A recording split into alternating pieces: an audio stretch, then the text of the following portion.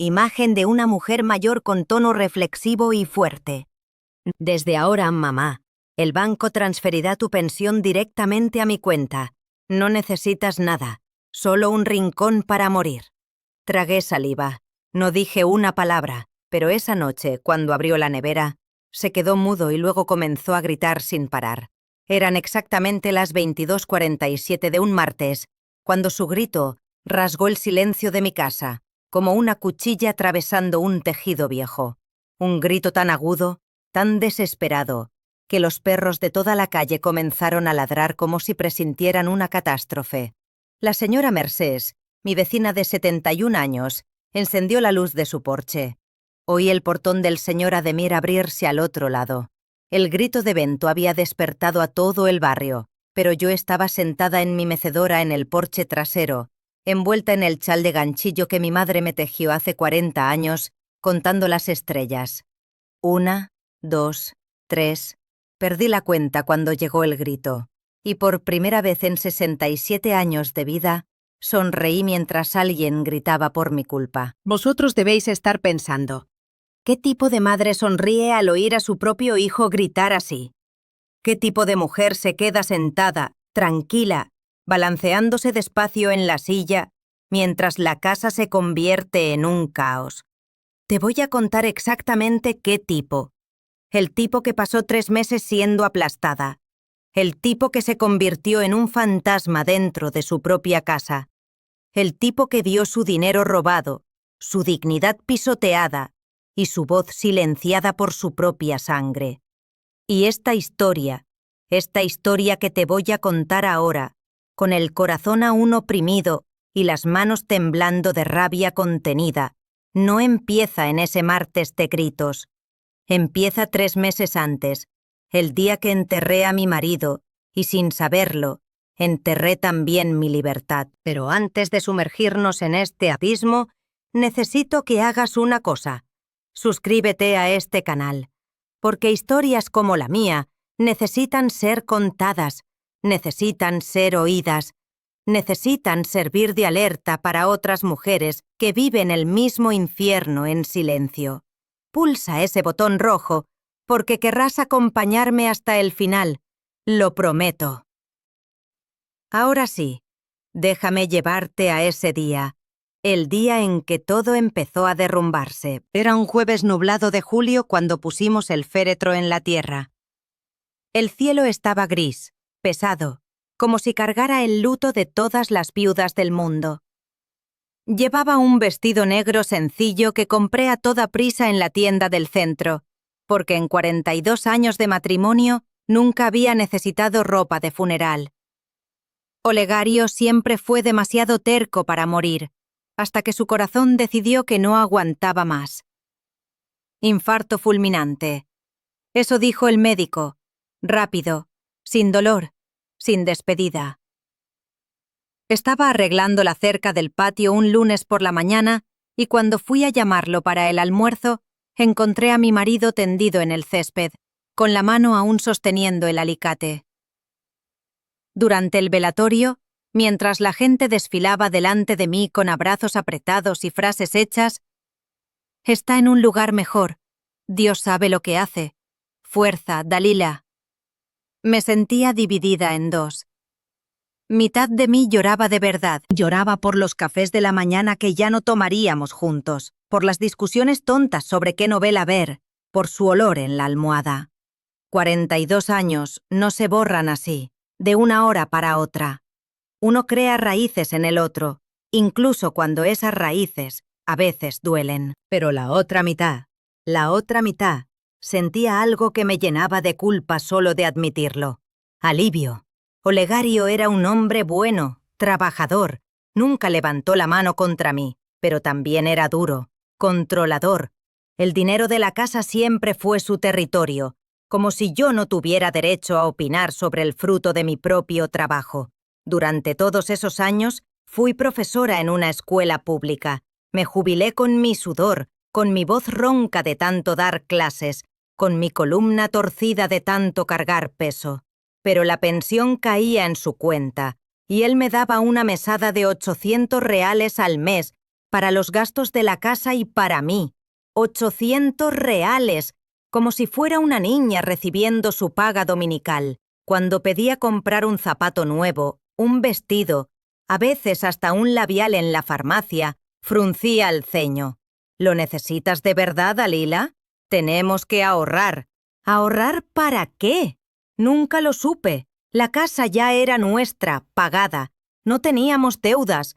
Pero Olegario guardaba el dinero como quien guarda agua en el desierto, con miedo de que un día faltara. Y entonces, cuando se fue, descubrí el tamaño de ese desierto escondido. La abogada que manejó el inventario, la doctora Estela, una mujer elegante con gafas de montura y perfume caro, me llamó a su oficina 2 semanas después del entierro. Abrió una carpeta marrón llena de papeles y empezó a hablar con ese tono técnico, lleno de juridiqués que no entendía bien, pero algunos números los entendí perfectamente. La casa donde vivíamos, en el barrio Jardín de las Acacias, estaba valorada en 680.000 reales, pagada, sin deudas, sin pendientes, y lo mejor, Olegario había dejado todo solo a mi nombre, sin reparto. Lo había hecho años atrás en un testamento que ni sabía que existía. Su marido quería asegurarse de que usted estuviera protegida, dijo la doctora Estela, ajustándose las gafas. Mencionó incluso que temía que el hijo intentara quedarse con la casa, por eso puso una cláusula. Si usted fallece, la propiedad se donará a una institución de caridad. Bento no hereda. Aquello me pilló por sorpresa. Olegario nunca había hablado abiertamente de desconfiar de Bento, pero pensando bien, siempre se ponía tenso cuando el hijo aparecía pidiendo dinero. Siempre cambiaba de tema cuando sugería prestarle más. «Y hay más», continuó la abogada. «El ahorro, el seguro de vida y el FGTS suman 127.000. Todo suyo». Me quedé muda. 127.000 reales. Una casa de casi 700.000 y mi pensión de 3.240 al mes, que ahora caería directamente en mi cuenta. Por primera vez en la vida, era dueña de mi propio dinero. Salí de esa oficina con las piernas temblorosas, el corazón acelerado. No era alegría exactamente, era libertad. Esa sensación extraña, casi aterradora, de poder decidir sola, de poder comprar lo que quisiera, ir a donde quisiera, ser quien quisiera.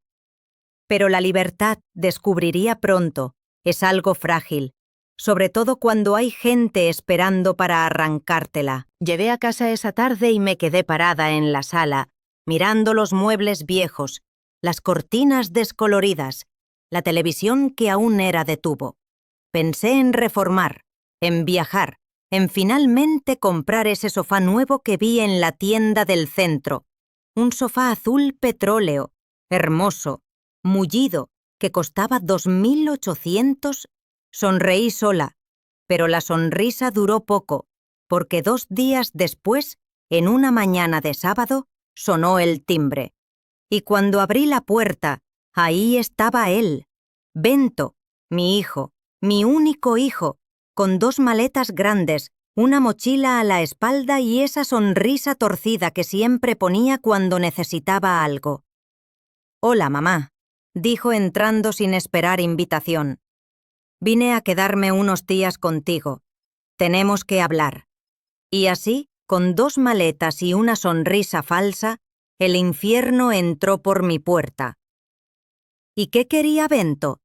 ¿Por qué volvió justo ahora y qué haría cuando descubriera que tenía dinero? «Quédate conmigo, porque lo peor aún estaba por venir». Cambio a música más intensa. Imagen de Bento entrando con maletas. Llamada a acción. Si esta historia te impacta, dale like y suscríbete para más relatos reales. Bento nunca aparecía sin motivo. En los últimos 10 años me visitó quizás 6 veces. Siempre rápido, siempre con prisa, siempre con la excusa de que estaba ocupado en el trabajo. Vivía en Goiânia, a 230 kilómetros de aquí en Anápolis, pero la distancia parecía mucho mayor. Era como si hubiera un océano entre nosotros hecho de silencios y promesas incumplidas. En el velatorio de su padre, Bento, llegó tarde. La misa ya había empezado cuando entró por la puerta lateral de la iglesia, con pantalón vaquero y camisa arrugada, como si acabara de despertar. No lloró. Se quedó con los brazos cruzados al fondo, mirando el celular de vez en cuando. Cuando terminó, se acercó. Me dio un abrazo rápido, de esos laterales, ¿sabes? Y dijo: «Si necesitas algo, mamá, llámame. Me quedo unos días por aquí resolviendo cosas». Pero no se quedó. Se fue al día siguiente, alegando una entrevista de trabajo importante en Goiânia. Ni ayudó a organizar los papeles del inventario, ni se quedó para hacerme compañía en las primeras noches solas, cuando el silencio de la casa pesaba tanto que apenas podía respirar. Y ahora, 2 semanas después, ahí estaba en mi puerta con maletas. «Me separé de Fabiana», dijo, tirando las maletas en el sofá de la sala, como si aún viviera allí. «Peleamos feo esta vez. Me echó de casa. Fabiana era su tercera esposa o novia. Nunca supe bien qué eran, porque Bento nunca me presentaba a nadie oficialmente. Solo conocía a sus mujeres por fotos borrosas en WhatsApp y las historias que contaba cuando necesitaba dinero. ¿Y el trabajo?», pregunté aún de pie en la puerta de la sala, sin saber cómo reaccionar. Se encogió de hombros, abrió la nevera y sacó una botella de jugo. Bebió directo del gollete. No cuajó. El tipo prometió un sueldo de 3.200, pero a la hora de firmar la cartilla solo ofreció 1.800. «No soy tonto, mamá. Le dije que se metiera el trabajo por donde le quepa». Mi estómago se apretó. No era la primera vez que oía una historia así. Bento siempre tenía una excusa para estar desempleado. El jefe era injusto, el sueldo bajo, el horario malo, la empresa iba a quebrar. Quería preguntar: «¿Y qué hiciste en los últimos 5 meses?» Quería preguntar: «¿Por qué no me llamaste pidiendo ayuda antes?». Pero no pregunté porque ya sabía la respuesta. Bento solo recordaba que yo existía cuando necesitaba algo. «Siéntete como en casa», dije forzando una sonrisa. «Tu cuarto está como lo dejaste». Su cuarto era al fondo de la casa, pequeño, con una cama individual y un armario de contrachapado que crujía al abrir. Las paredes aún tenían pósters viejos de bandas de rock que pegaba de adolescente. Nunca toqué nada. Creo que en el fondo siempre tuve esperanza de que un día volviera a casa para quedarse, para ser mi hijo de nuevo. Pero el Bento que entró en ese cuarto no era el niño que se fue. Era un hombre de 38 años con barriga de cerveza empezando a asomar, pelo ralo, ojeras profundas. Tiró las maletas al suelo y se acostó en la cama sin quitarse los zapatos. «Necesito tiempo para reorganizarme, mamá. Solo unos días». Unos días se convirtieron en una semana en 2, y yo, como siempre, lo permití. Al principio, hasta me pareció bien tener compañía. La casa estaba demasiado silenciosa sin Olegario. Me despertaba de madrugada y extendía el brazo al lado de la cama, olvidando que él no estaba más. El vacío de ese espacio me tragaba entera. Tener a Bento allí, oyendo el sonido de la televisión hasta tarde, oliendo comida recalentada en la madrugada, me hacía sentir menos sola.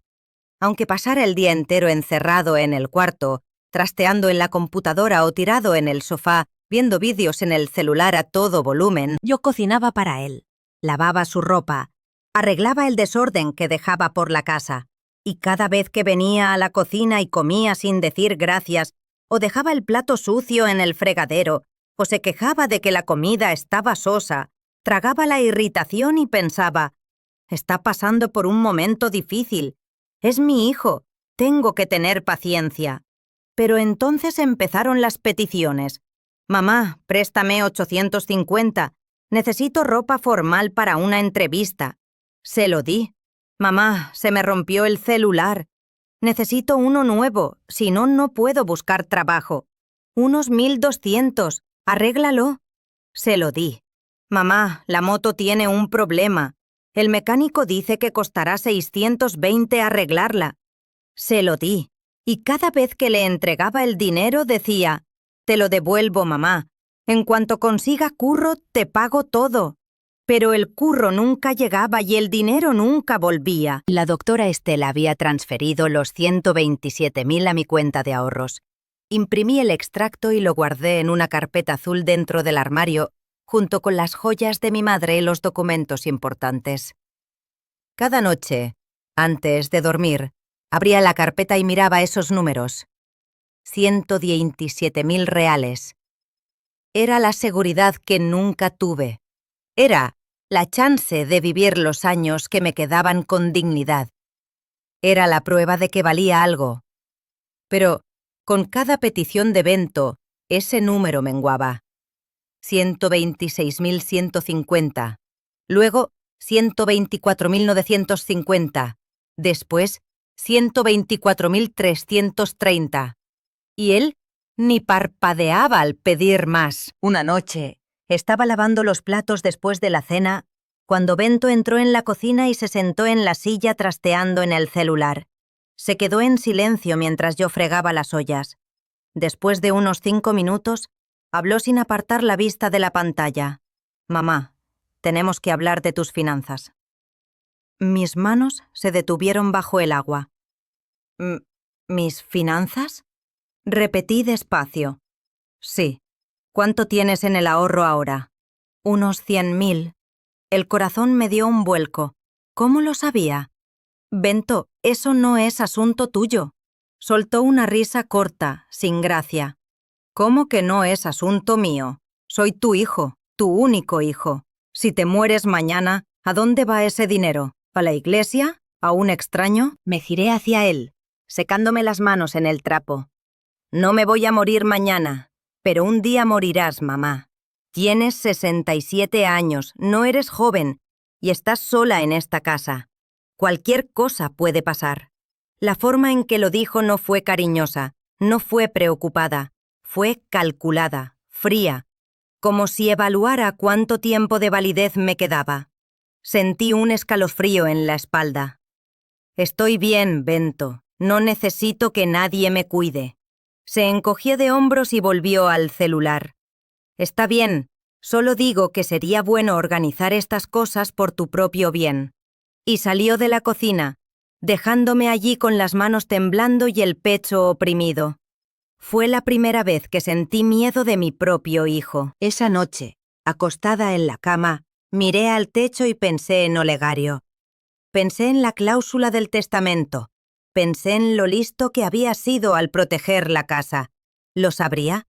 ¿Habría visto en Bento algo que yo me negaba a ver? Abracé la almohada vieja, que aún olía vagamente a su perfume, y lloré bajito para que Bento no oyera, porque en ese momento entendí que mi libertad tenía fecha de caducidad, y el reloj ya corría. ¿Y qué planeaba Bento? ¿Hasta dónde sería capaz de llegar? ¿Y por qué cada vez que lo miraba, veía a un extraño donde debería ver a mi hijo? Quédate conmigo, porque el abismo solo empezaba. Imágenes de Bento invadiendo el espacio, música de suspense, llamada a acción. Comparte si conoces una historia similar. No olvides suscribirte. Las primeras semanas con Bento en casa fueron como convivir con un fantasma ruidoso. Ocupaba espacio, pero no llenaba nada.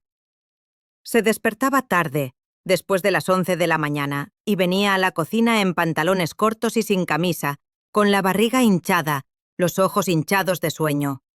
Abría la nevera y se quedaba parado, mirando adentro, como si esperara que la comida se ofreciera sola. Cogía lo que quería, el yogur que compré para la semana, el queso que guardaba, el último trozo de tarta, y comía allí mismo de pie, sin plato, sin servilleta. Nunca preguntaba si podía, nunca daba las gracias. Yo me quedaba en el fregadero, fingiendo estar ocupada lavando una taza ya limpia, solo para no tener que mirar aquello, porque cada vez que miraba, una rabia sorda subía por mi garganta. Una rabia que no sabía nombrar, porque una madre no debería sentir rabia por su hijo.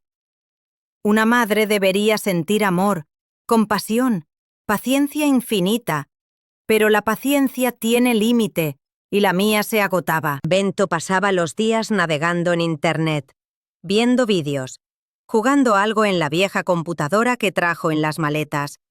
Cuando preguntaba por las entrevistas de trabajo, siempre daba la misma respuesta.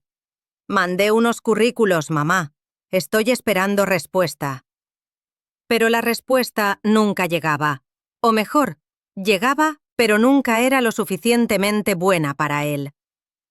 Me llamaron para trabajar en un depósito de construcción ganando 1.600. Es una broma, mamá. Tengo bachillerato completo, experiencia en ventas. He trabajado con gente importante. No me voy a rebajar así. Mordí la lengua. Quise decir, ¿rebajar? Estás desempleado hace meses, viviendo de gorra en casa de tu madre, comiendo de la comida que compro con mi pensión. ¿Dónde está la rebaja? Pero no dije nada. Solo asentí y volví al fogón, removiendo el frijol que hervía en la olla, porque aún tenía esperanza. Esperanza de que fuera temporal, de que un día se despertara con vergüenza y tomara en serio su vida. Pero la esperanza, descubrí, es un combustible peligroso.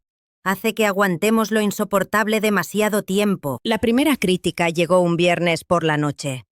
Había hecho arroz, frijoles, bistec con cebolla y ensalada de tomate. Nada sofisticado, pero era comida de verdad, hecha con esmero. Puse todo en la mesa, llamé a Bento y me senté a comer. Llegó mirando el celular, se sentó sin apartar la vista de la pantalla, tomó el tenedor y metió un trozo de carne en la boca. Masticó despacio, frunció el ceño. «Mamá, este bistec está duro». Paré con el tenedor en el aire. ¿Duro? Sí, está gomoso. Lo freíste demasiado. Miré mi plato. La carne estaba en su punto, tierna, jugosa. Había quedado perfecta. Bento, la carne está buena. Se encogió de hombros, tiró el trozo mordido de vuelta al plato. Para ti puede estarlo, pero yo no voy a comer esto. Se levantó, tomó el celular y fue a la sala. Oí el ruido de la televisión encendiéndose, el volumen subiendo. Pidió comida por app, pizza probablemente, o hamburguesa, siempre lo mismo. Me quedé sola en la mesa, mirando la comida que preparé con tanto cuidado. Sentí los ojos ardiendo, no por la crítica a la carne, sino por la falta de respeto, por la ingratitud, por la crueldad casual de aquello. Comí sola, en silencio, cada bocado pesando como una piedra. Los días siguientes fueron una secuencia de humillaciones pequeñas. «Mamá, el wifi es una mierda. Tienes que cambiar de plan». «Mamá, esta casa parece un horno. ¿Por qué no enciendes el aire acondicionado?» «Mamá, compra un café mejor. Ese es muy flojo».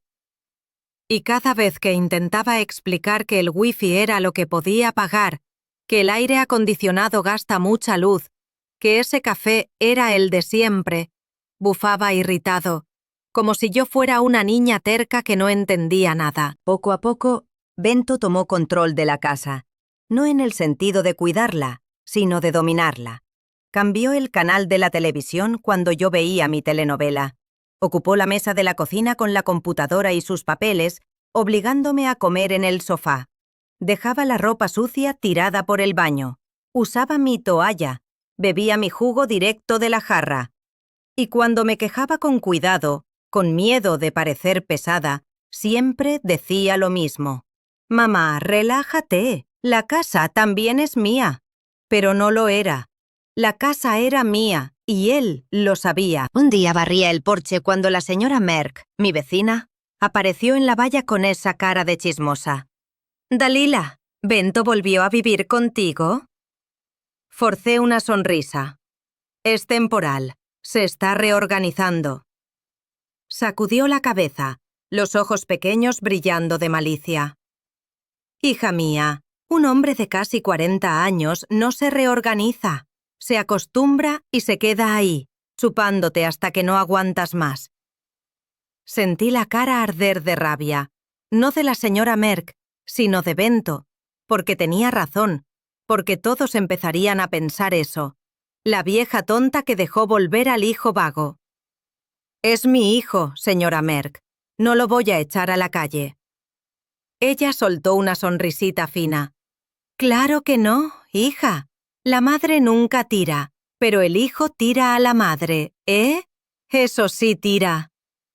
Y volvió adentro, dejándome allí con la escoba en la mano y el corazón partido en dos. Esa noche, después de lavar los platos de la cena que Bento ni ayudó a hacer ni a limpiar, me encerré en el cuarto y abrí la carpeta azul. Saqué el extracto del ahorro. 119.430. En menos de un mes, casi 8.000 habían desaparecido.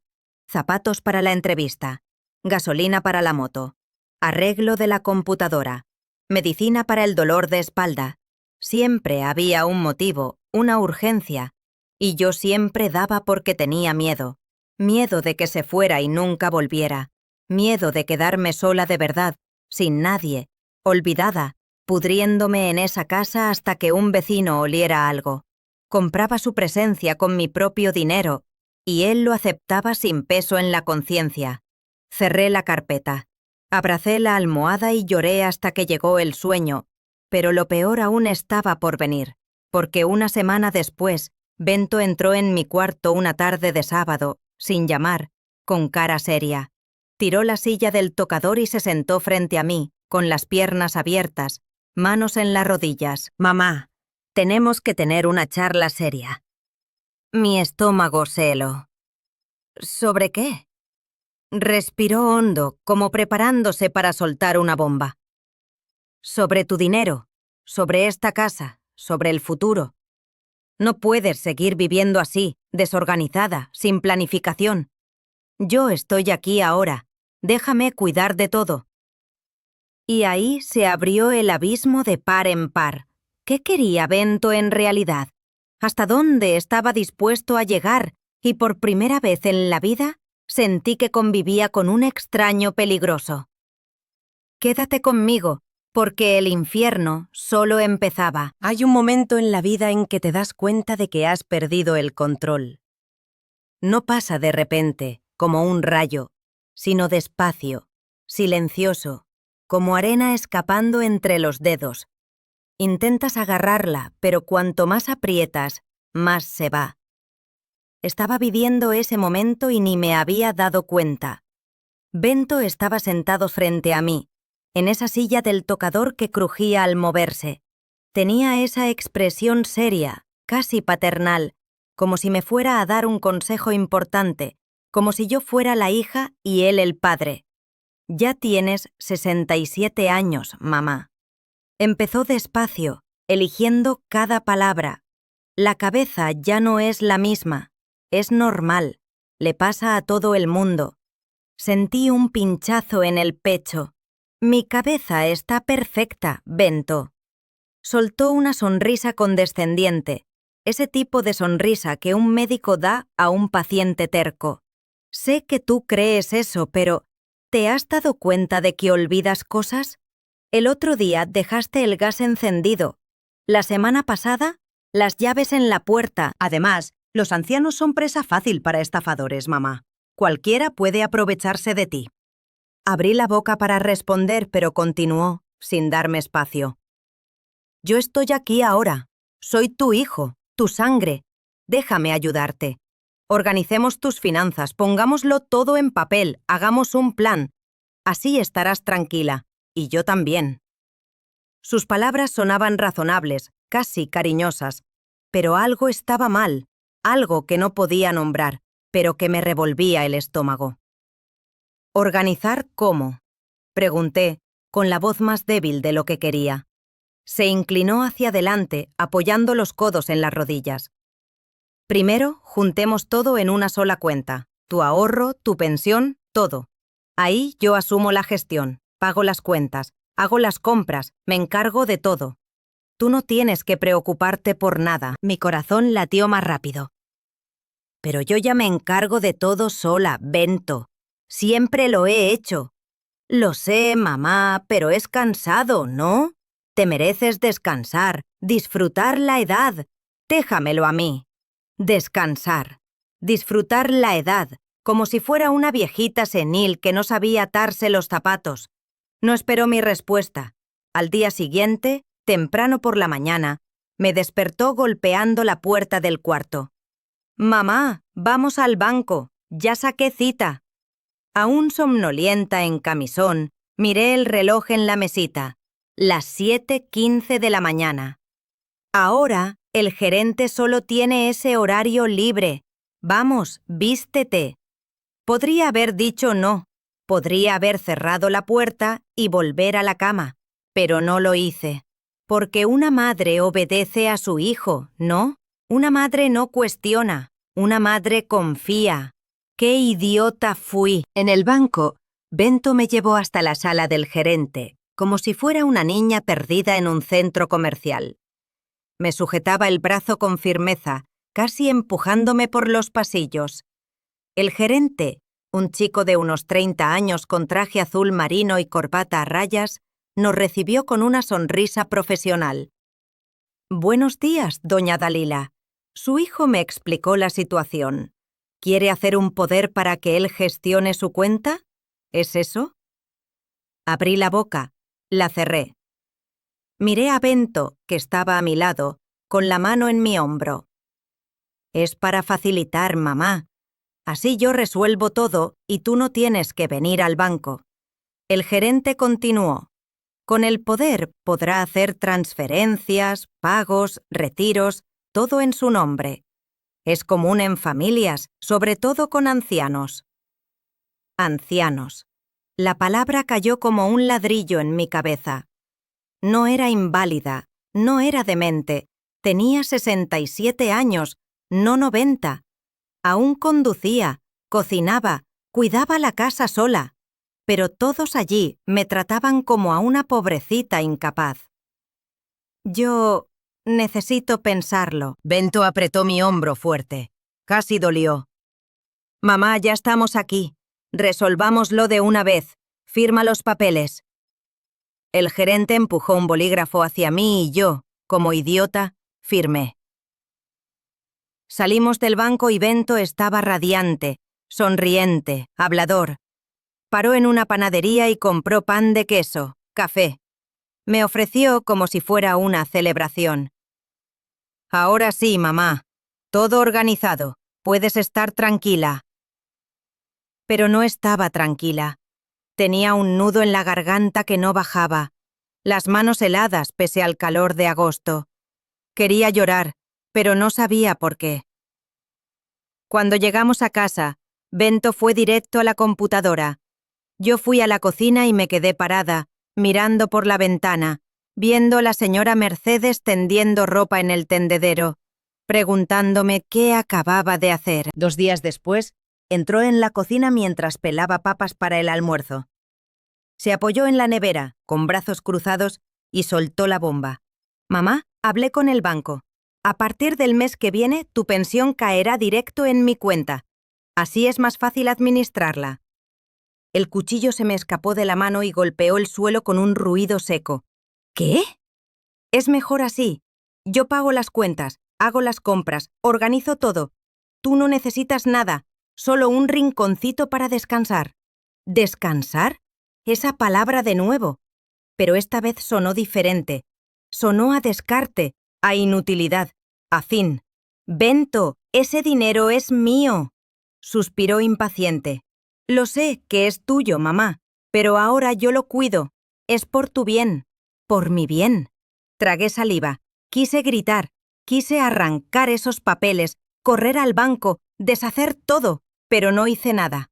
Me quedé parada, agarrando el borde del fregadero, sintiendo el mundo derrumbarse a mi alrededor, porque en ese momento entendí. Acababa de entregar mi libertad a mi propio hijo. Desde ese día, todo cambió. Bento asumió el control de todo. Iba al supermercado y compraba lo que quería, siempre las marcas más baratas, siempre las cantidades menores. Cuando pedía algo específico ponía los ojos en blanco. Mamá, no lo necesitas. Tenemos que ahorrar. ¿Ahorrar con mi dinero? Cambió la contraseña del wifi y no me la dio. Decía que gastaba demasiada internet viendo vídeos en el celular. Empezó a controlar hasta la luz que usaba, quejándose cuando dejaba la bombilla de la cocina encendida. La cuenta viene cara, mamá. Hay que tener cuidado. Me sentía una intrusa en mi propia casa. Al final del mes, me llamó a la sala y me dio 4 billetes de 100. Aquí, mamá, tu mesada. Miré esos billetes como si fueran monedas falsas. Mesada. Sí, 400 reales para tus gastos personales. Si necesitas más, me avisas. 400 reales. Mi pensión era de 3.240. Mi ahorro tenía más de 100.000. Y me daba 400 como limosna. Bento, necesito más que eso. Frunció el ceño. ¿Para qué, mamá? No sales de casa. No tienes gastos. Yo pago todo. Esto es más que suficiente.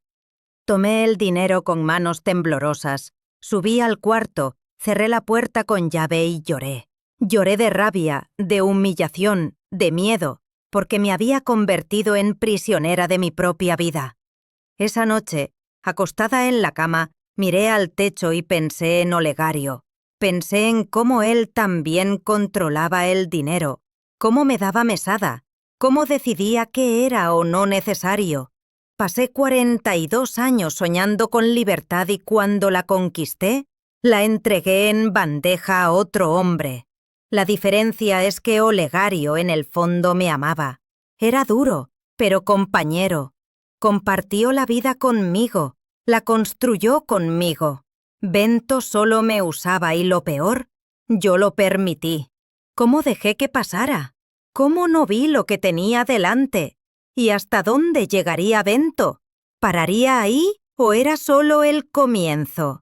Quédate conmigo, porque el abismo se hacía cada vez más profundo. Hay una diferencia entre vivir y sobrevivir. Y la aprendí de la peor manera. Vivir es despertar y sentir que el día tiene propósito. Poder elegir qué comer, qué vestir, a dónde ir. Tener voz, tener turno, ser dueña de una misma. Sobrevivir es despertar y sentir que eres un mueble, una planta, una cosa que ocupa espacio pero no importa. No decide nada. Existe solo porque aún respira. Y eso me convertí. Una superviviente en mi propia casa. Las primeras semanas después de que Bento asumiera el control del dinero fueron un borrón de humillaciones pequeñas. Tan pequeñas que solas parecían tonterías, pero juntas formaban una prisión invisible que me aplastaba poco a poco. Él controlaba todo. La comida que entraba en casa la elegía él. Siempre marcas baratas. Arroz tipo 2, que quedaba pastoso. Frijoles con piedrecitas que tenía que sacar una por una sentada en la silla de la cocina con la espalda doliendo. Carne, solo piezas duras, llenas de nervios. Decía que era por economía. Mamá, no necesitas filete, ni mastica bien ya. Tenía todos los dientes, masticaba perfectamente, pero hablaba como si fuera una vieja desdentada, dependiente de su buena voluntad para comer. Un día le pedí que comprara un frasco de aceitunas. Siempre me gustaron las aceitunas. Olegario las odiaba. Así que en 42 años nunca compré. Pero ahora él no estaba. Ahora podía, o eso creía. ¿Aceitunas? Bento rió como si hubiera pedido caviar. Mamá, eso es superfluo. No tenemos dinero para caprichos. ¿No tenemos dinero? Repetí, con la voz más alta de lo que quería. Bento, tengo más de 100.000 en el ahorro. Me miró con cara de irritación, como quien pierde la paciencia con una niña terca. Tenías, mamá, tenías. Ahora ese dinero se usa de forma inteligente para nuestro futuro. Nuestro futuro. Como si su futuro dependiera de mi dinero. No compré las aceitunas y nunca más pedí nada. Las amigas dejaron de venir. Banda, mi amiga de más de 30 años, llamaba cada semana para un café, un almuerzo, una charla. Pero cada vez que aceptaba, Bento aparecía con una excusa. Mamá, no puedes salir ahora. Hace mucho sol. La presión puede subir. O estás cansada. Necesitas descansar. Lo dejamos para otro día. Hasta que un día contestó él el teléfono y dijo con voz mansa y preocupada: «Wanda, mi mamá no está bien. Está muy cansada, ¿sabes? Mejor no la molestes ahora. Cuando mejore, te aviso». Y colgó. Estaba sentada en la sala a 3 metros. No estaba cansada, no estaba enferma, estaba perfectamente bien. Pero él decidió que no, y Wanda le creyó, porque un hijo no miente sobre la salud de su madre, ¿no? Después de eso, dejó de llamar y quedé aún más sola. Cuando alguien tocaba la puerta, la señora Mercedes, la chica del correo, quien fuera, Bento siempre contestaba primero. Abría la puerta solo un poco, se ponía en medio, bloqueando la entrada y charlaba rápido, con prisa por acabar. «Mi mamá está descansando, no puede recibir visitas ahora». Como si fuera inválida, como si recibir visitas fuera un esfuerzo sobrehumano. Lo veía todo de lejos, desde la ventana del cuarto, y sentía una rabia sorda crecer dentro de mí, pero no podía reaccionar. No podía gritar, empujarlo, abrir esa puerta y decir: «Estoy aquí, existo, estoy viva». Porque algo dentro de mí se había roto y no sabía cómo arreglarlo. El control fue más allá del dinero y las visitas. Empezó a controlar hasta lo que vestía. Un día me puse un vestido floreado que compré años atrás pero nunca usé. Era bonito, ligero, me hacía sentir bien. Me miré al espejo y por primera vez en meses me sentí mujer de nuevo. No una vieja desechable, sino una mujer. Bajé a tomar café y Bento estaba en la cocina. Me miró de arriba abajo y soltó una risa corta. «¿Vas a salir, mamá?» «No, solo quise ponérmelo». Sacudió la cabeza, volviendo al celular. «Pareces un árbol de Navidad. Vestido floreado a tu edad. Tienes que usar ropa más discreta, más adecuada». Sentí la cara arder de vergüenza. Subí de nuevo al cuarto, me quité el vestido y me puse una blusa vieja y sosa. Me miré al espejo otra vez y no reconocía a la mujer que había allí, apagada, gris, invisible. Y así me quería él, invisible. Pero lo peor, lo que realmente me destruyó, fue descubrir a dónde iba mi dinero. Una tarde, Bento salió a resolver cosas y dejó la computadora abierta en la mesa de la sala. Estaba pasando un trapo por el suelo cuando vi la pantalla encendida. Normalmente no tocaría. No soy de fisgonear, pero algo me atrajo. Me acerqué y vi. Era una charla en WhatsApp web con un vendedor de materiales de construcción. «Confirmo el pedido. Suelo laminado, pintura acrílica premium, kit de grifos importados. Total, 12.400. Entrega en la calle de las Flores, 428, apartamento 301». Mi estómago se heló. Calle de las Flores, 428. Conocía esa dirección. Era un edificio nuevo en la zona noble de la ciudad. Bento había mencionado de pasada que pensaba invertir en un apartamento allí. Invertir con mi dinero. Empecé a husmear. Abrí el historial del navegador y encontré más, mucho más. Presupuestos de muebles a medida. Factura de una nevera no frost de 890. Comprobante de transferencia de 18.000. Pagos a una tienda de electrodomésticos y otro de 23.600 a una constructora. Sumé todo mentalmente, con las manos temblando tanto que apenas sostenía el ratón. Más de 50.000. 50.000 de mi dinero usados para amueblar un apartamento que ni tuvo el coraje de contarme que compró. Me senté en el sofá con las piernas débiles, el corazón latiendo desbocado. Sentí mareo, sentí ganas de vomitar. No estaba organizando mis finanzas, me estaba robando. Y lo peor, yo lo permití. Firmé los papeles, lo entregué todo en bandeja. Fui la idiota perfecta. Cuando Bento llegó 2 horas después, yo seguía sentada en la misma posición. Entró, tiró las llaves en la mesa y fue directo a la nevera. «¿Hay comida, mamá?» No respondí, no pude. Mi voz había desaparecido. Sacó un tupper de arroz. Lo calentó en el microondas y comió de pie mirando el celular. Terminó, dejó el plato sucio en el fregadero y fue al cuarto. Y yo seguí allí sentada mirando al vacío. Esa noche, acostada en la cama, pensé en rendirme. Pensé en dejar que se lo llevara todo. Pensé que quizás era más fácil así. Cerrar los ojos, aceptar, sobrevivir hasta que el cuerpo me abandonara. Porque, ¿qué iba a hacer? ¿Enfrentarlo? A un hijo de 38 años, más fuerte, más listo, más preparado que yo. ¿Ir a la policía y decir qué? ¿Que le di poder y ahora me arrepentía? Se reirían en mi cara. Estaba atrapada y no había salida. O al menos, eso creía. Pero hay un momento en que tocas fondo, y allí abajo o te hundes del todo o empujas el suelo y subes. Y mi momento se acercaba. Quédate conmigo, porque el giro está más cerca de lo que imaginas. Llamada a acción. Si te sientes identificada, comenta abajo. Suscríbete para no perder el final. ¿Alguna vez has sentido que te estás desvaneciendo poco a poco? No de golpe como por arte de magia, sino despacio, un pedazo por día. Primero se va la voz, luego el gusto por las cosas, luego las ganas de levantarte de la cama, hasta que un día te miras al espejo y no reconoces a quién está al otro lado. Me estaba desvaneciendo y nadie lo notaba.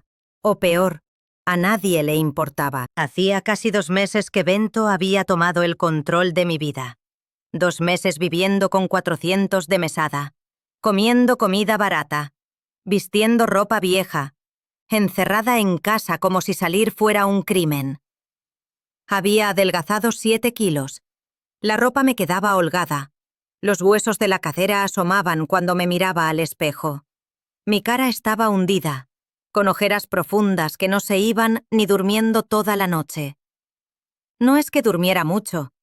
La mayoría de las noches me quedaba despierta, mirando el techo, pensando cómo dejé que pasara, cuánto dinero había gastado Bento ya, si algún día podría reaccionar.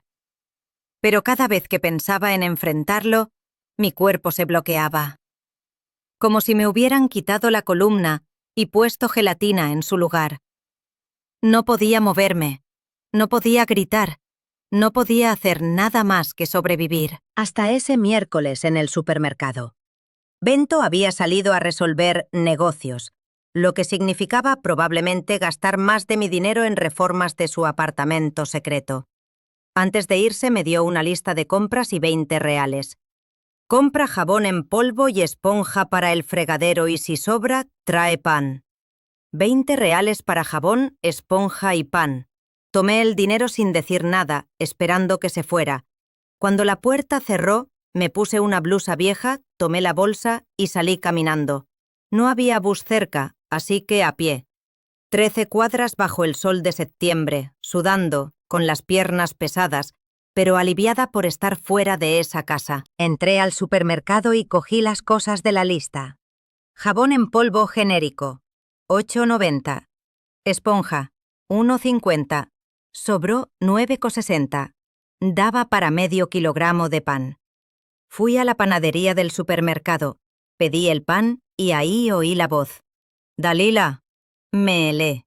Me giré despacio, y allí estaba ella, Banda. Banda era mi amiga desde los tiempos en que dábamos clases en la misma escuela. Tenía 64 años, 3 menos que yo, pero parecía 20 años más joven. Pelo teñido de rubio, bien cortado, blusa de tela buena, pantalón vaquero sin parches. Llevaba un carrito lleno de compras, frutas frescas, yogur, queso de marca buena, un vino, y yo con jabón barato y esponja de fregadero. Sus ojos me escanearon de arriba a abajo. Vi el espanto tomar su rostro. Intentó disimular, pero no pudo. «Dios mío, Dalila, has adelgazado». Forcé una sonrisa. «Sí, estoy a dieta». Mentira. Tenía hambre. Hambre de comida de verdad, de libertad, de ser persona. Frunció el ceño. Se acercó, bajó la voz. «Dieta nada. Estás esquelética. ¿Y esa ropa? Nunca te vi así. ¿Qué pasa? Sentí los ojos ardiendo. Mordí el labio. No podía llorar allí en medio del supermercado, delante de las cajeras y otros clientes. No podía derrumbarme. Todo bien, Wanda. Solo una fase. No le creyó. Me tomó el brazo con firmeza. Vamos a hablar ahora. Pagó sus compras. Pagó mi pan porque no tenía para más y me arrastró a una cafetería al otro lado de la calle. Pidió 2 cafés con leche y un trozo de bizcocho de zanahoria. Empujó el bizcocho hacia mí. Come. No tengo hambre. Dalila, come esa porquería de bizcocho antes de que te lo meta a la fuerza en la boca. Tomé el tenedor y di un bocado. Estaba dulce, suave, calentito. Hacía tanto que no comía nada rico que casi lloré solo de saborearlo. Wanda me miró, con brazos cruzados y cara seria. Ahora cuéntame qué pasa y no me vengas con cuentos de dieta porque no nací ayer. Intenté esquivar, inventar, fingir que todo estaba bien, pero Wanda tenía una forma de mirar que arrancaba la verdad a la fuerza, como si sus ojos fueran rayos X. Y entonces me derrumbé. Conté todo. El poder, el control del dinero, la mesada de 400, las compras baratas, el aislamiento, las amigas alejadas, el apartamento secreto, los más de 50.000 gastados sin que yo supiera. Cuando terminé, lloraba, sollozaba, limpiándome la cara con la servilleta de papel ya empapada. Wanda se quedó en silencio unos segundos. Luego soltó. Creaste un parásito, Dalila. No, un hijo. Un parásito. ¿Y sabes lo peor? La miré, con ojos hinchados. ¿Qué? Estás permitiéndolo. Esas palabras fueron un puñetazo en el estómago, una bofetada, un cubo de agua fría. No lo estoy permitiendo, Wanda. No sé qué hacer.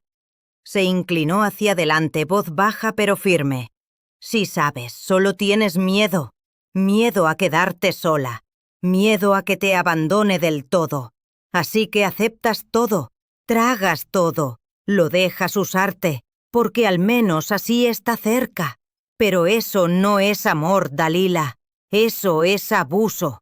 Las lágrimas volvieron con fuerza porque tenía razón, porque era exactamente lo que sentía. Miedo a quedarme sola. Miedo de que si lo enfrentaba desapareciera y nunca más vería a mi hijo. Pero, ¿era aún mi hijo?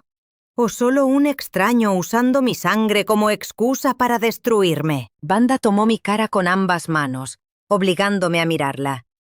Escucha bien lo que te digo. No estás obligada a aceptar abuso solo porque viene de quien pariste. Un hijo que no respeta a su madre no merece madre y tienes que reaccionar ahora. ¿Cómo? Firmé los papeles, Wanda, le di poder. No controlo nada. El poder se revoca. Vamos a un abogado ahora mismo. Sentí un frío en la barriga, mezcla de miedo y esperanza. ¿Y si lo descubre? ¿Y si se enfurece? ¿Y si...? ¿Y si nada, Dalila? ¿Vas a morir en esa casa de tristeza, de hambre, de humillación? ¿Eso quieres? ¿Convertirte en un fantasma? ¿Desaparecer poco a poco hasta que no quede nada? No, no era lo que quería. Por primera vez en meses, sentí algo que no era desesperación. Era rabia. Una rabia pequeña, aún tímida, pero viva, latiendo. Tengo un conocido, continuó Wanda. Abogado, doctor Heitor, buena gente. Atendió en el centro, lo llamo ahora. Y llamó delante de mí y citó para 1 hora después. La oficina del doctor Heitor era pequeña pero ordenada. Olía a papel viejo y café fresco. Era un hombre de unos 50, pelo canoso, gafas de lectura colgando del cuello. Me recibió con un apretón firme y sonrisa amable. Wanda explicó la situación. Mostré los papeles que traje. Copia del poder, extractos bancarios viejos, notas que hice a escondidas sobre los gastos de evento. El doctor Heitor leyó todo con atención, luego se quitó las gafas y me miró. Señora, fue víctima de apropiación indebida y abuso financiero. Eso es delito. Mi corazón dio un salto. ¿Delito? Sí. Usa su dinero para beneficio propio, sin autorización. El poder da gestión, no robo. Pero es mi hijo. ¿Y qué? El doctor Heitor dijo con voz firme, pero sin rudeza. Hijo no tiene derecho a robar a madre. Nadie lo tiene. Por primera vez sentí que alguien estaba de mi lado, que no estaba loca, que no exageraba. ¿Qué hago ahora? Juntó los papeles y dijo: primero, revocamos el poder. Segundo, abrimos una denuncia. Tercero, bloqueamos sus accesos a sus cuentas. Cuarto, usted recupera lo suyo. Miré a Wanda. Ella sonrió y apretó mi mano. Va a salir todo bien. Y por primera vez en mucho tiempo, le creí. La zorra había despertado y estaba lista para morder. Quédate conmigo, porque ahora empieza la venganza. Hay una frase que mi madre siempre decía: el perro que ladra no muerde. Y era verdad. Los peligrosos son los que se quedan callados observando, esperando el momento justo. Pasé meses ladrando por dentro, gritando en silencio, debatiéndome en una jaula invisible.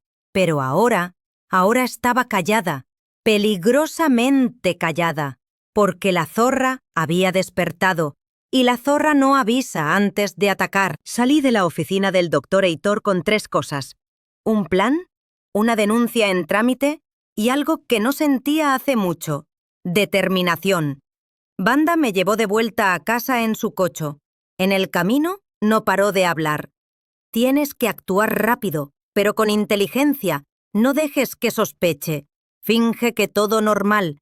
Finge que eres la viejita tonta que él cree que eres. Y mientras, preparamos el terreno para derribarlo. Asentí, mirando por la ventana, viendo la ciudad pasar, las calles que conocía desde niña, las casas antiguas, la plaza donde jugaba a los 7 años, todo igual. Pero yo estaba diferente. Cuando llegamos a la puerta, Wanda me sujetó el brazo antes de bajar. Dalila, ¿estás segura? Porque si empiezas y te rindes a medias, será peor. Te aplastará del todo. La miré a los ojos y por primera vez en meses mi voz salió firme. Estoy segura. Bento estaba en casa cuando entré, sentado en el sofá viendo televisión con un plato de comida en el regazo. Comida cara que compró solo para él. Lasaña congelada de marca buena, mientras yo comía arroz con huevo. Ni me miró al pasar. ¿Tardaste, mamá? ¿Compraste lo que pedí? Sí, mentí. Dejé el jabón y la esponja en casa de Wanda. Lo dejé en la cocina. Gruñó algo y volvió a la tele. Subí al cuarto, cerré la puerta con cuidado y respiré hondo. Mi corazón latía tan fuerte que lo sentía en el cuello, en las sienes, en las muñecas. Me senté en la cama y tomé el papel que me dio el doctor Heitor. Un paso a paso de lo que debía hacer. Lo leí 3 veces, lo memoricé. Luego lo rasgué en pedazos pequeños y lo tiré al inodoro. Nadie podía saber. El primer paso era revocar el poder, y para eso necesitaba ir al banco sin que Bento supiera. Al día siguiente, jueves, salió de casa a las 9 de la mañana. Dijo que iba a resolver asuntos y volvía tarde. Tan pronto como cerró el portón, esperé 5 minutos, por si olvidaba algo y regresaba. Luego me puse mi mejor ropa, pantalón de tela, blusa clara, zapato cerrado. Me pinté los labios, peiné el pelo, me miré al espejo y vi a una mujer, no a una sombra. Tomé mi cartera, documentos y salí. El banco estaba lleno. Tomé número y esperé 40 minutos hasta que me llamaran. Cuando entré en la sala del gerente, el mismo chico de traje azul que fue testigo de mi estupidez semanas atrás, me recibió con una sonrisa. «Doña Dalila, ¿en qué puedo ayudar? Quiero revocar el poder que le di a mi hijo». Su sonrisa se desinfló. «¿Estás segura?» «Completamente». Dudó, cliqueó algo en la computadora, frunció el ceño. «Doña Dalila, ¿ha habido movimientos significativos en su cuenta los últimos 2 meses? Transferencias, retiros, Suman más de 54.000. ¿54.000? Ya lo sabía, pero oírlo en voz alta fue como un disparo. Por eso quiero revocar. Tomó un formulario, me hizo firmar 3 veces, reconocer firma en el cartorio al lado. Cuando terminé, dijo: «Desde ahora su hijo no tiene acceso, pero podría intentarlo. Recomiendo cambiar todas las contraseñas». Las cambié allí mismo. Contraseña de la app, del tarjeta, todo. Cuando salí del banco las piernas me temblaban, pero el pecho estaba ligero. Paso 1, completado. El segundo paso era transferir lo que quedaba del dinero a una cuenta nueva en otro banco, donde Bento no pudiera rastrearlo. Banda me acompañó a una agencia distinta al otro lado de la ciudad. Abrí una cuenta solo mía, sin poder, sin acceso de terceros, y transferí lo que restaba del ahorro. 38.200 reales. 38.000 de 127.000. Había quemado casi 90.000 en menos de 3 meses, pero esos 38.000 eran míos y nadie más los tocaría. El tercer paso era reunir pruebas y para eso necesitaba registrar todo lo que Bento dejó por el camino. En los días siguientes, cada vez que salía, registraba la casa despacio, metódicamente, como una detective. En su cuarto encontré una carpeta con documentos, presupuestos, contratos, facturas, todo relacionado con el apartamento de la calle de las Flores. Lo fotografié todo con mi celular, página por página. No podía llevar los originales porque lo notaría, pero las fotos bastaban. Descubrí que compró el apartamento con una entrada de 65.000, dinero que sacó de mi ahorro poco antes de revocar el poder. El resto lo parcelaba en 12 cuotas de 2.890. Y adivina de dónde vendrían las cuotas. De mi pensión. Lo había planeado todo. Mantenerme viva, controlada, dando mesada, mientras usaba mi dinero para construir su futuro, mientras yo, la madre idiota, sobreviviría de migajas hasta morir. Por las noches, acostada en la cama, miraba las fotos en el celular. Una rabia fría subía por mi espina. No era la rabia caliente, impulsiva, que hace gritar y romper cosas. Era rabia calculada, precisa, mortal. Porque me di cuenta de una cosa. Bento me subestimaba. Creía que era tonta, débil, inofensiva. Creía que nunca reaccionaría, y ese error suyo sería mi arma. El cuarto paso era el más riesgoso: abrir una denuncia. El doctor Heitor me acompañó a la comisaría. Llevé todas las pruebas. Extractos bancarios, fotos de documentos, comprobantes de transferencias. El delegado, un hombre serio de unos 50, lo leyó todo con atención. Luego me miró y dijo: «Tiene un caso sólido, señora. Esto es apropiación indebida. ¿Puedo abrir una investigación? ¿Cuánto tiempo lleva?» «Depende, pero con estas pruebas no mucho». Hice la denuncia, firmé todo, salí de allí con un protocolo en la mano y un nudo en la garganta, porque ya no había vuelta atrás. La guerra estaba declarada y yo iba a ganar. Cuando salí del banco, las piernas me temblaban, pero el pecho estaba ligero. Paso 1, completado. Durante esos días, fingí que todo normal. Cociné para él, lavé su ropa, acepté la mesada ridícula. Sonreí cuando me llamaba mamita. Bajé la cabeza cuando se quejaba de la comida, pero por dentro contaba los días, laneaba cada movimiento, esperaba el momento para dar el zarpazo. Banda me llamaba a diario. ¿Aguantas? Sí, un poco más, solo un poco más. Y entonces, un lunes por la noche, después de 2 semanas actuando en silencio, di el golpe final. Esperé a que Bento saliera a ver amigos, probablemente a gastar más dinero que no tenía. Tan pronto como salió, fui a la cocina, abrí la nevera y la vacié. Tiré su cerveza, la lasaña congelada, el jugo de cartón, el queso, el jamón, todo. Luego tomé un papel y un bolígrafo y escribí: «Desde hoy, quien no tiene ingresos no tiene comida». Bienvenido al mundo real, Bento, el inquilino del rincón para morir. Puse la nota dentro de la nevera vacía, cerré la puerta y volví al porche. Me senté en la mecedora, tomé el chal de mi madre y esperé, porque el grito llegaba y yo iba a sonreír al oírlo. Prepárate, porque la explosión está a segundos de pasar, y después de ella, nada sería igual. Eran las 22:47 cuando el grito rasgó la noche. Estaba en la mecedora, envuelta en el chal viejo, mirando las estrellas que brillaban tenues en el cielo de Anápolis.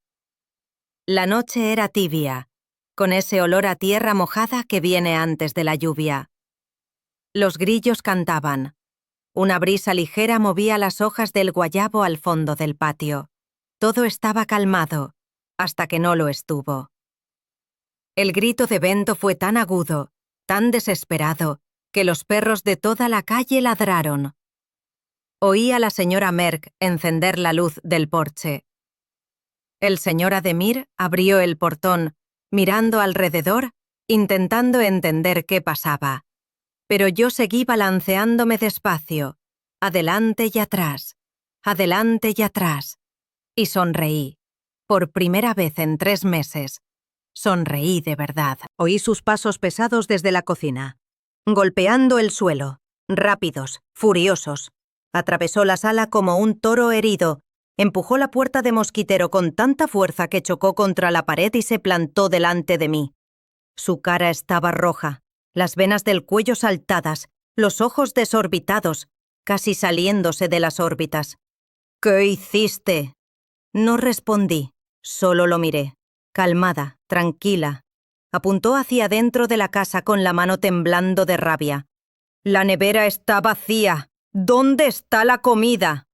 «La tiré», respondí con voz baja pero firme. Dio un paso adelante con puños cerrados. «¿Te volviste loca? ¿Tiraste mi comida?» «¿Tu comida?»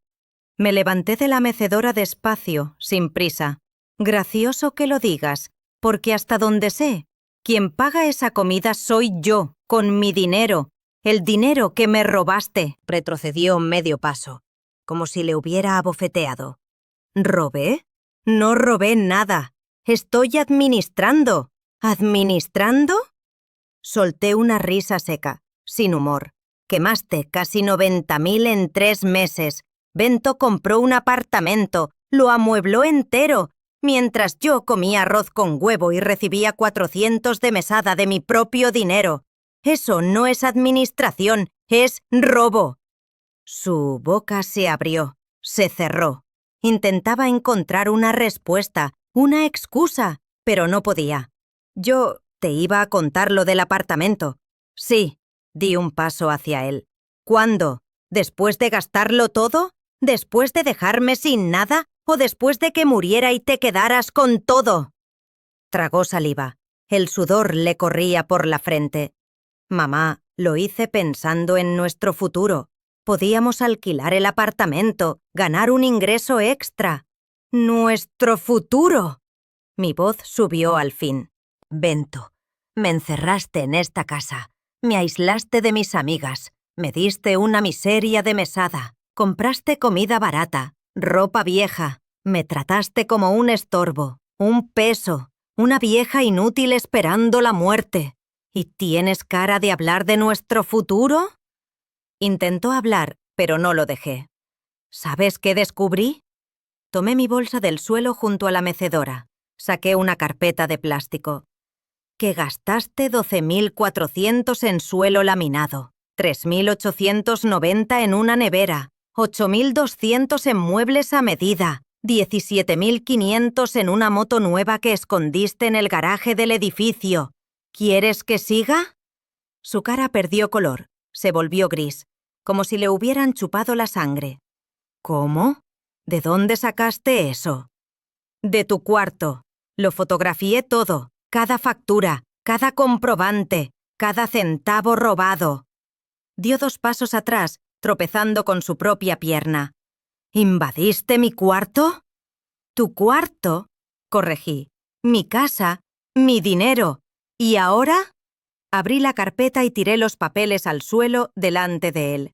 Ahora vas a devolverlo. Miró los papeles esparcidos a sus pies. Luego a mí, y por primera vez vi miedo en sus ojos. ¿Devolver? Mamá, no puedo devolver. Ya lo gasté todo. Entonces vende el apartamento. No puedo vender. Está a mi nombre. Firmé un financiamiento. Tu problema. Pasó las manos por el pelo, desesperado. ¿Estás loca? No puedes hacerme esto. ¿No puedo? Crucé los brazos. Bento, ya lo hice. Revoqué el poder, cambié las contraseñas, transferí lo que quedó a otra cuenta y abrí una denuncia por apropiación indebida. El silencio que cayó fue ensordecedor. Me miró como si fuera una extraña, como si no pudiera creer que esa mujer delante de él era la misma que pisoteó durante meses. ¿Me denunciaste? Denuncié. Pero soy tu hijo. Y yo, tu madre. Mi voz salió como un trueno. Y me trataste como basura. Me robaste, me humillaste, me aislaste. Me hiciste sentir que no valía nada. Y ahora me cobras lealtad. La lealtad se gana, Bento. Y perdiste la mía hace mucho. Empezó a llorar o fingir que lloraba. No sé, no me importaba ya. Mamá, por favor, lo arruiné todo, lo sé. Pero dame una chance. Lo resolvemos. Te devuelvo el dinero poco a poco, consigo un trabajo, yo... Basta. Mi voz salió baja pero cortante. Basta de mentiras. Basta de promesas vacías. Basta de usarme. Tomé otro papel de la bolsa, una notificación oficial. Se lo di. Tienes 48 horas para salir de mi casa. Si no sales, la policía te sacará a la fuerza. Leyó el papel, con manos temblando tanto que casi lo rompió. ¿Me estás echando? Sí, pero no tengo a dónde ir. Ya no es mi problema. Cayó de rodillas al suelo. Literalmente se arrodilló delante de mí, juntando las manos. Mamá, por el amor de Dios, soy tu hijo. No puedes hacerme esto. Lo miré, a ese hombre de 38 años llorando, suplicando, intentando manipularme una vez más con culpa y chantaje emocional. Y no sentí nada, ni rabia, ni pena, ni amor, solo un vacío frío donde antes había un hijo. Tenías razón en una cosa. Dije con voz firme. Solo necesitaba un rincón para morir, pero ¿sabes qué descubrí? No voy a morir tan pronto, y cuando lo haga, será a mi manera, en mi casa, con mi dignidad, y tú no estarás aquí para verlo. Le di la espalda y volví adentro. Cerré la puerta con llave, subí al cuarto, cerré de nuevo y por primera vez en meses me acosté y dormí toda la noche, sin pesadillas, sin insomnio, sin miedo. A la mañana siguiente, cuando bajé, Bento aún estaba allí, sentado en el sofá, con ojos rojos, cara de no haber dormido. Al verme, intentó hablar, pero levanté la mano. Silencio. No quiero oír nada más de tu boca. Fui a la cocina, hice mi café, comí mi pan con mantequilla sola, en paz. Se quedó parado, mirando al vacío. Y al día siguiente, cuando volví del mercado, sus maletas estaban empaquetadas en la sala. Se había ido sin despedida, sin disculpa, sin nada. ¿Y sabes cuál fue mi reacción? Alivio. Pero la historia no termina aquí, porque había una última revelación, un último secreto, y cuando salió a la luz, todo tuvo sentido. Quédate conmigo, porque lo mejor aún viene. Hay cosas que solo entiendes cuando es demasiado tarde. Señales que estaban allí todo el tiempo gritando en tu cara, pero que elegiste ignorar porque la verdad duele demasiado. Pasé meses culpándome por darle poder a Bento, culpándome por ser débil, por creer en sus mentiras, por dejar que me destruyera poco a poco. Pero lo que no sabía, lo que nadie sabía, era que Olegario lo vio venir y me protegió de la única forma que supo. 3 días después de que Bento se fuera, recibí una llamada de la doctora Estela, la abogada del inventario. Doña Dalila, necesito que venga a mi oficina. Hay un documento que debí entregarle antes, pero había instrucciones específicas de su marido. Mi corazón se apretó. ¿Qué tipo de documento? Una carta. Dejó instrucciones para que solo la entregara si Bento intentaba algo con sus bienes. Y por lo que supe, pasó. Me quedé en silencio unos segundos, procesando. ¿Cómo lo supo? El doctor Heitor me llamó, somos colegas, me contó de la denuncia. Colgué con manos temblorosas. Banda estaba conmigo. Prácticamente se mudó a mi casa esos días, haciéndome compañía, ayudándome a reorganizar todo. Le conté de la llamada. ¿Carta? ¿Qué carta? No sé, pero lo descubriremos. En la oficina, la doctora Estela nos recibió con su seriedad habitual, pero esta vez había algo diferente en su mirada, compasión, tal vez, o lástima. Tomó un sobre amarillento, sellado con cera roja, de los antiguos, como si fuera algo demasiado importante para abrir por accidente. En el sobre estaba escrito a mano, con la letra torcida de Olegario. Para Dalila, abrir solo si Bento prueba ser quien siempre temí que fuera. Mi estómago se revolvió. La doctora Estela me dio el sobre. Su marido me lo dio 2 años antes de fallecer. Dijo que temía que el hijo intentara aprovecharse de usted y pidió que lo guardara hasta que fuera necesario. Parece que el momento llegó. Tomé el sobre con manos trémulas, sentí su peso. No era solo papel, era verdad, era secreto, era despedida. Lo abrí despacio, rasgando el sello con cuidado, como abriendo una caja de Pandora. Dentro había 3 páginas escritas a mano. La letra de Olegario era temblorosa, irregular.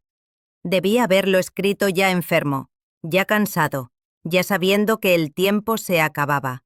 Empecé a leer y con cada línea mi mundo se derrumbaba un poco más. Dalila, si lees esto, es porque mi miedo se confirmó. Bento intentó tomar lo tuyo, usarte, controlarte, y yo no estoy más para defenderte. Pero déjame contarte algo que nunca tuve valor para decir en vida. No porque no quisiera, sino porque tenía vergüenza. Vergüenza de haber criado un hijo así. Bento siempre fue diferente, desde pequeño. No era maldad al principio, era frialdad, falta de empatía. Cuando otros niños lloraban, él reía. Cuando un compañero se lastimaba, no le importaba. ¿Recuerdas cuando el perro de la vecina murió atropellado y Bento dijo que era solo un animal? Dijiste que era cosa de niños, pero yo lo vi que no lo era. Cuando creció, empeoró. Mentía con una facilidad aterradora. Robó dinero de tu cartera más de una vez. Lo sabía, pero tú siempre lo negabas, pensando que lo habías perdido. Manipulaba, fingía, usaba a todos alrededor para conseguir lo que quería. Intenté endurecerme con él, enseñarle, corregirlo, pero no cambió. Solo aprendió a esconder mejor. Y entonces, hace 3 años, descubrí algo que me partió el corazón. Vino a pedirme dinero prestado. Dijo que tenía una deuda urgente, que si no pagaba lo demandarían. Dijo que eran 15.000. Se lo di, pero quedé desconfiado. Contraté a un investigador. ¿Sabes qué descubrí? No había deuda. Usó el dinero para comprar una moto cara, y la vendía por fuera, sin decírmelo, para lucrarse. Mintió al propio padre, sin pestañear. Fue ahí que entendí. Mi hijo no es buena persona, Dalila, y nunca lo será. No te lo conté entonces porque no lo creerías. Siempre lo defendiste, siempre pensaste que era demasiado duro, y quizás lo fui, pero la dureza no crea monstruos. El monstruo ya nace hecho. Por eso hice el testamento así. Casa a tu nombre, sin reparto, con cláusula de donación si mueres. Porque lo sabía. Sabía que si tenía la menor chance te quitaría todo. Y si lees esto, es porque tenía razón. Perdóname, Dalila. Perdóname por no contártelo antes. Perdóname por dejarte sola para lidiar con esto. Pero nunca te culpes por él. Fuiste la mejor madre que cualquier hijo podría tener. El problema nunca fuiste tú, siempre fue él. Sé fuerte, sé libre y recuerda, siempre fuiste más fuerte de lo que creías. Con amor, aunque duro de mostrar. Olegario. 3 días después de que Bento se fuera, recibí una llamada de la doctora Estela, la abogada del inventario. «Doña Dalila, necesito que venga a mi oficina. Hay un documento que debí entregarle antes, pero había instrucciones específicas de su marido». Mi corazón se apretó. ¿Qué tipo de documento? Una carta. Dejó instrucciones para que solo la entregara si Bento intentaba algo con sus bienes, y por lo que supe, pasó. Me quedé en silencio unos segundos, procesando. ¿Cómo lo supo? El doctor Heitor me llamó. Somos colegas. Me contó de la denuncia. Colgué con manos temblorosas. Banda estaba conmigo. Prácticamente se mudó a mi casa esos días, haciéndome compañía, ayudándome a reorganizar todo. Le conté de la llamada. ¿Carta? ¿Qué carta? No sé, pero lo descubriremos. Terminé de leer y las lágrimas ya corrían por mi cara. No era llanto de tristeza, era de liberación, de entendimiento, de perdón. No para Bento, sino para mí misma, porque durante meses me culpé. Pensé que fallé como madre. Pensé que si hubiera hecho algo diferente, Bento sería otro. Pero no, Olegario tenía razón. El problema nunca fui yo. Banda leyó la carta después. Cuando terminó, tomó mi mano con fuerza. Tu marido te amaba, Dalila, a su manera torcida, pero te amaba. Asentí, limpiando las lágrimas. Lo sé. La doctora Estela empujó un pañuelo hacia mí y dijo, «Hay algo más. Su marido dejó instrucciones para que, si necesitabas ayuda legal contra Bento, yo te representara gratis. Ya pagó mis honorarios por adelantado. 5 años de servicios, todo saldado. Mi mandíbula cayó. Lo hizo. Lo hizo 2 años antes de morir. Lo sabía, doña Dalila, y hizo todo lo que pudo por protegerte». Esa noche, me senté en la mecedora, sosteniendo la carta de Olegario contra el pecho. Miré el cielo estrellado, la luna creciente brillando en la oscuridad, y dije bajito, como si pudiera oírme, «Gracias. Gracias por protegerme, incluso después de irte». Y por primera vez desde que murió, sentí que no estaba sola. 2 semanas después, Bento me mandó un mensaje corto, directo. «Mamá, perdóname, me equivoqué. Necesito ayuda. No tengo dónde quedarme. ¿Puedes prestarme 2000?» Miré el mensaje largo rato. Pensé en responder. Pensé en mandar dinero. Pensé en darle otra chance. Pero recordé la carta. Recordé todo por lo que pasé. Recordé en quién me convertí y respondí, «No». Bloqueé el número y seguí adelante. La guerra había terminado y yo gané. Pero lo mejor aún venía, porque la vida, cuando retomas el control, se llena de sorpresas buenas. Quédate conmigo, la historia casi acaba, pero el final, el final valdrá cada segundo. 6 meses después. Hay días en que me despierto y aún no creo que esta sea mi vida. Que estoy aquí, libre, entera, viva de verdad. Hoy es uno de esos días. Me despierto a las 7 de la mañana con el olor a café fresco de la cocina. No lo hago yo.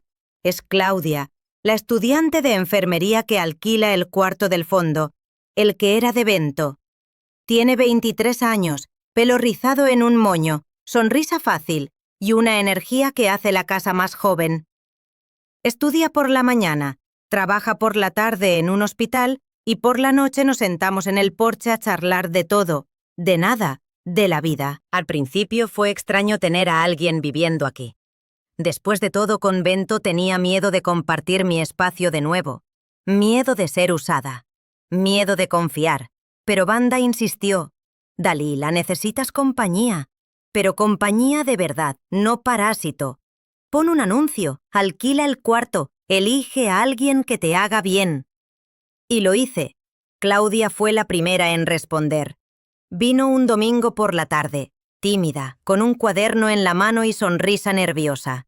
Contó que intentaba mantenerse sola mientras estudiaba, que era de Goiás, familia humilde que no podía ayudar.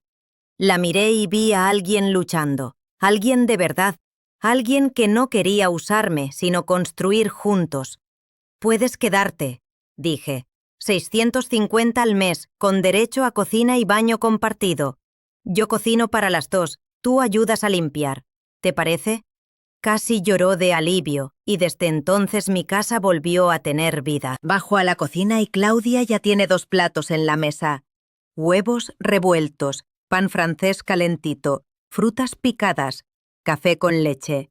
Sonríe al verme. Buenos días, doña Dalila. Hice desayuno para nosotras.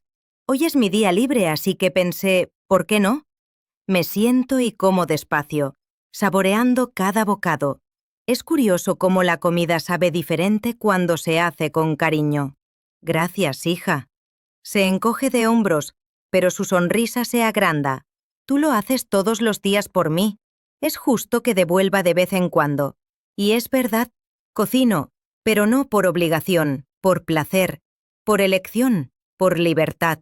Después del café, Claudia sale a ver amigas. Me quedo sola en la casa. Pero no es esa soledad pesada que me asfixiaba antes. Es una soledad buena, ligera, tranquila. Voy al cuarto y abro el armario. Al fondo, en una caja de zapatos, está mi extracto bancario. Saldo actual, 71.340 reales. 71.000. Bento fue obligado por la justicia a devolver 52.000. Vendió el apartamento con pérdida, claro, porque compró a prisa y vendió en desesperación. Aún así devolvió. Todo documentado, todo registrado, y mi pensión volvió a mi cuenta. 3.240 al mes. Cada mes, solo mío. Con el alquiler de Claudia, más la pensión, más el dinero que guardo de nuevo, tengo seguridad. Por primera vez en la vida, tengo seguridad de verdad. Guardé el extracto y fui a la sala. La casa estaba diferente. La reformé. No todo. No tenía dinero para eso, pero algunas cosas. Pinté las paredes de un tono claro, casi blanco, que hacía los cuartos más grandes. Compré un sofá nuevo, no el azul petróleo de mis sueños, pero uno beige bonito, cómodo, que me acoge cada vez que me siento. Cambié las cortinas, puse plantas en el porche, compré un ventilador nuevo para el cuarto y cada cambio era una declaración. Esta casa es mía, esta vida es mía. A las 10 de la mañana el portón cruje. Es Banda. Viene a recogerme como cada miércoles. Hoy es día del grupo de convivencia. Subo a su coche con blusa nueva, una blusa floreada que compré con mi dinero, sin culpa, sin miedo. Vamos charlando por el camino. ¿Cómo estás? Pregunta, como siempre. Bien, muy bien. Y es verdad, el grupo de convivencia se reúne en un salón de la iglesia del barrio. Somos 12 mujeres, todas mayores de 60, todas con historias que contar. Algunas perdieron maridos, otras fueron abandonadas. Algunas, como yo, fueron usadas por sus propios hijos. Nos apoyamos, charlamos, reímos, lloramos, compartimos recetas, dolores, victorias. Hoy me toca hablar. La coordinadora, doña Edilene, una señora de pelo blanco y ojos vivaces, me invita a sentarme en medio del círculo. Dalila, ¿quieres contar lo que pasó estos meses? Muchas aún no lo saben. Respiro hondo y cuento. Cuento de Bento, del control, del robo, del miedo, pero también del giro, de la carta de Olegario, de la justicia, del renacer. Cuando termino, muchas lloran, pero no de pena, de identificación, de esperanza. Una, doña Carmen, de 72, levanta la mano. Mi hijo hace lo mismo conmigo. Controla mi dinero.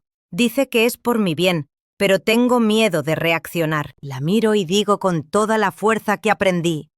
Entonces reacciona antes de que sea tarde, doña Carmen, porque nadie te salvará. Solo tú puedes. Y asiente con lágrimas, pero con un brillo nuevo en los ojos. Después del grupo, Wanda me lleva a almorzar a un restaurante que nos gusta. Comida casera, bien sazonada, barata.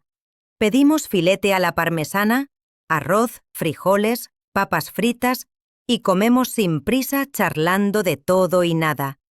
«Estás diferente», dice Wanda mirándome con cariño. «¿Diferente cómo? ¿Más ligera? ¿Más yo?» Sonrío. «Porque volví a ser yo». Tarde. Cuando llego a casa, encuentro una sorpresa en el porche. Una caja grande envuelta en papel pardo con un lazo rojo. Hay una tarjeta encima. La abro. «Doña Dalila, gracias por acoger cuando nadie más creyó en mí. Usted es la madre que quise tener. Con cariño, Claudia». Abro la caja despacio, con manos temblando de emoción. Dentro hay una manta de ganchillo hecha a mano, azul petróleo, el color que siempre quise. Me siento en la mecedora, me envuelvo en la manta y lloro, pero no de tristeza, de gratitud, de pertenencia, de amor, porque descubrí algo: la familia no es sangre, la familia es quien se queda, quien cuida, quien elige estar a tu lado. Esa noche, sola en el porche, mirando las estrellas, pienso en todo por lo que pasé. Pienso en Bento, en Olegario, en la mujer que era y en la que me convertí. Y entiendo, necesitaba caer para aprender a levantarme. Necesitaba perder para saber qué importa de verdad. Necesitaba tocar fondo para descubrir que aún tenía fuerza para empujar el suelo y subir. Bento nunca más intentó contactar después de bloquear su número. Oí por vecinos que vivía en un apartamento alquilado, trabajando por fin en un empleo fijo. No sé si es verdad. No sé si aprendió. ¿Y sabes qué? No importa ya, porque dejó de ser mi responsabilidad. Hice mi parte. Crié, cuidé, amé, y él eligió destruir. La elección fue suya, y las consecuencias también. Yo elegí salvarme, y fue la mejor elección que hice. Miro al cielo y susurro. Gracias, Olegario, por protegerme, por creer que sería fuerte. Tenías razón. Y luego me digo a mí misma, gracias, Dalila, por no rendirte. Porque la verdadera riqueza no está en lo que posees, sino en lo que no permites que te quiten. Y la mayor riqueza es tu propia dignidad. Y tú que me escuchas ahora, desde donde veas, ¿de qué ciudad? ¿De qué país? Déjalo en los comentarios. Cuenta tu historia también, porque juntas somos más fuertes. Si este relato te tocó el corazón, dale like a este vídeo, suscríbete al canal y activa la campanita para más historias de vida como esta. Historias de mujeres que se levantaron, que lucharon, que vencieron. Porque la vida no termina cuando alguien te derriba. La vida solo termina cuando renuncias a levantarte. Yo nunca más renunciaré.